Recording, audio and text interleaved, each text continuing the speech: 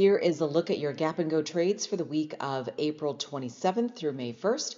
I will go over price targets on the 5-minute time frame, have a gap recap from April 20th through the 24th, and update the chart as well. Hi everyone, it's Dow on the Dow. First up is Tsly. We ended the day at $29.13, up 0.66%. This is the only ticker that ended the week in the green. This is where we are. To the north side takes us to 2 standard deviations to an area we've been before at 29.38. Above that at 3 standard deviations and another level of resistance and a potential take profit area, 29.66.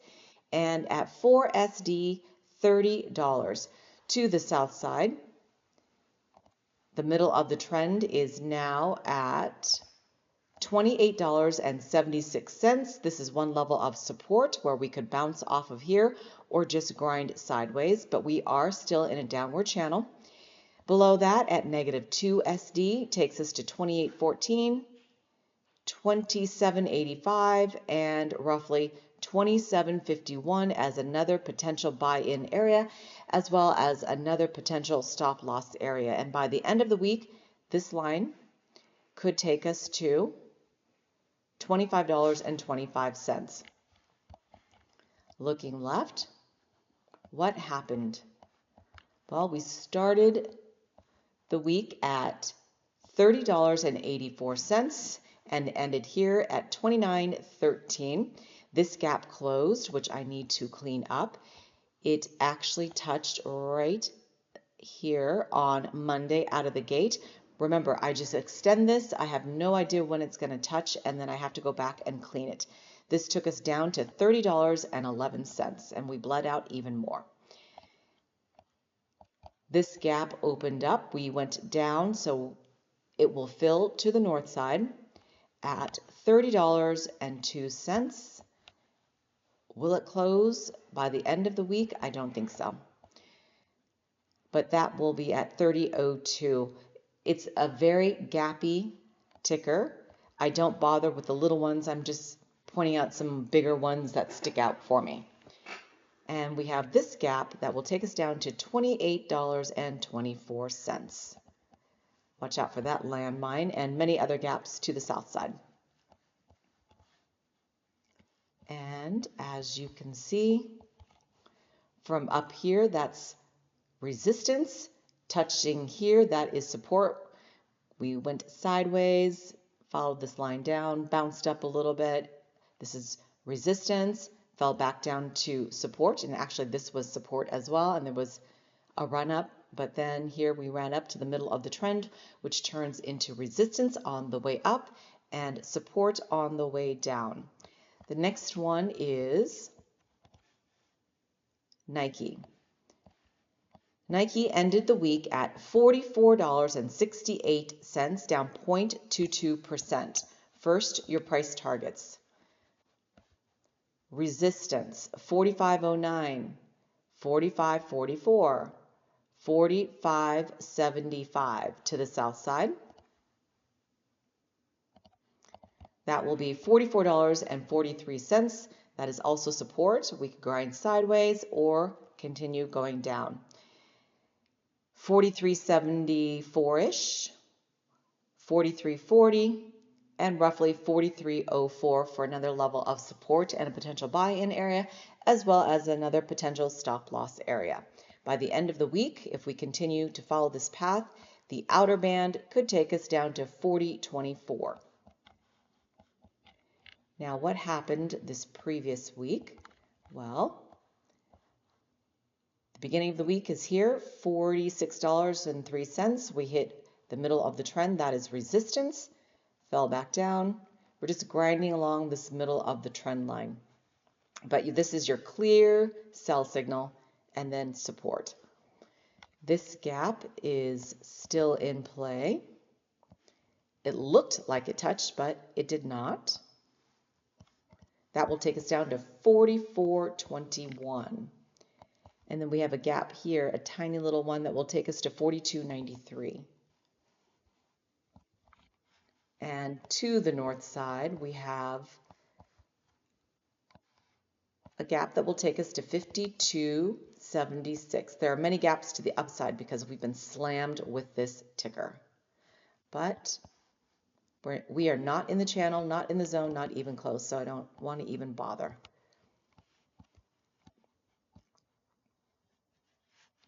The next one is Boeing.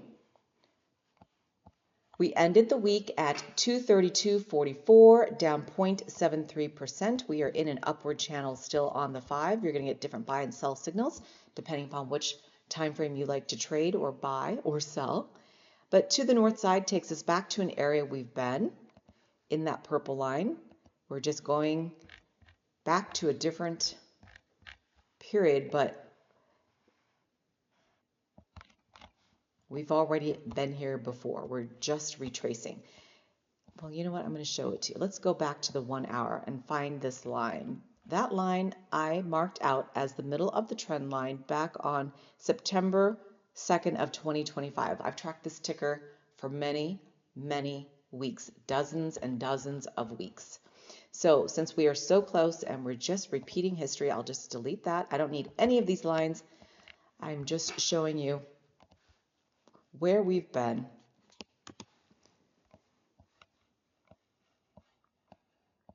Actually, let's clean that up just a little bit more. There we go. 237.02. Another level of resistance, potential take profit, 242.23, 244.83, and then back to an area we've been, 247.58. To the south side, 231.85, 229.14, and roughly 226.54. So this will be resistance where we could chop sideways or hopefully blaze past that line and just grind along this green middle of the road line. And then looking left, what happened here? Oh, we had earnings. So we ran on earnings, hit resistance, fell back down. Resistance, sell off, resistance, sell off, sell off. And then buy in, this acted as support. Oh, I do need to clean up. Oh yeah, look at this gap. So again, I just extended the gap out, but it actually touched right there. So that line filled the gap, no longer in play at 230.39. 230.39, and that gap opened up on Tuesday, March 10th. So congrats. If you made some money there. Delete. We are done with that. Oh, look at that one. We touched here, but I did not clean up this price label. Let's get rid of that. All right, everything looks marked out. Now, what is the next gap up? What do I have? Oh, I've got 260.36.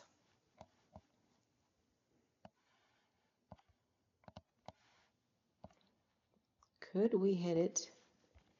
Option R to reset so I can see.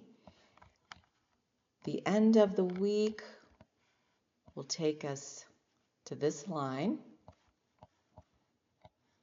So the upper band could take us, but don't hold your breath, 267.19. The 1 year price target is 269.84, which represents a 16% return from where we are. That would definitely beat putting your money in a regular savings account like Chase, Wells Fargo, Bank of America for 0.01%. No, thank you. That is not going to help you beat inflation. Now, to the south side. Did I already do that? Yeah, I did.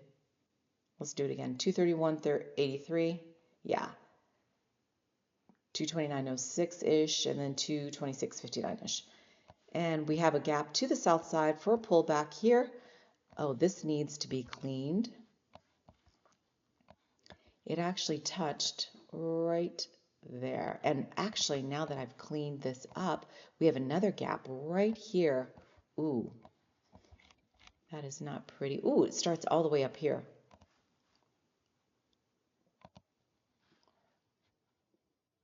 Let's turn on the magnet to get a little more oh yeah, that's all the way up here. And then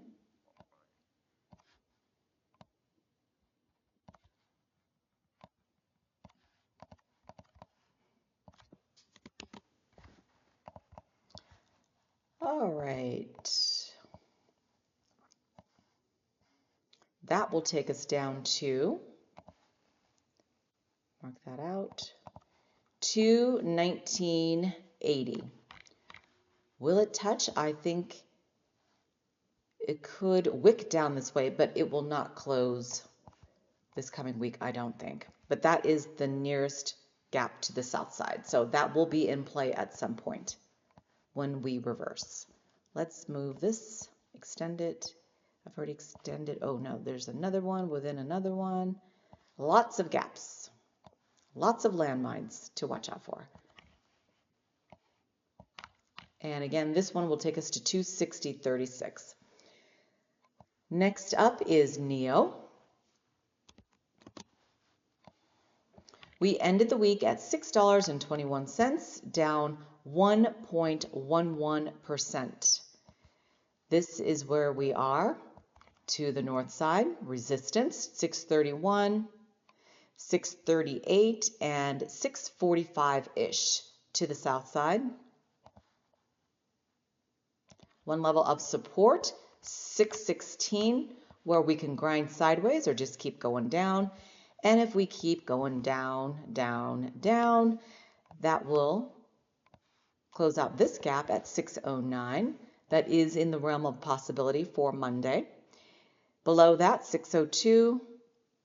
Stop loss, 595. Another stop loss area. That white line is a previous price target that we've already hit at 589. We would just be retracing at that point. And then watch out for that landmine as well. We have many landmines to the south side with NEO. We've had whiplash all over the place. Put on your seatbelt, strap in. It's been a violent ride with NEO. And the next one and final one is Rivn. We ended the week at 1652. This is where we are. 1655, 1723, 1756, and oops, let's move that down so you can see that, 1790. All right, to the south side, support 1589. I should just stop there, but if we hit the outer band with the wick, 1541, and retracing to 1522. We have this huge matzo ball right here. Okay, where is that middle? I can drag it. Oops, Command Z if you want to undo something. 1403. And then this one will take us to 1252, 1137 for another landmine. Many other ones, I'm sure. I'm not going to go that far out just because we're not there, not in the channel, not in the zone, not even close. This is the big one right here. And I think that is it. And we've got earnings coming up right here for this upcoming week. So watch out. We're going to get whiplash as well with this one. The estimate is they're going to bring in $1.37 billion. Not too shabby. The 1-year price target is $18, which represents an 8.96% return. And speaking of returns, if you are invested in the stock market, dollar cost averaging into excellent companies, you will be in record territory like I have been this past week. It has been a golden month. So you cannot be afraid to buy the dip on well-run companies.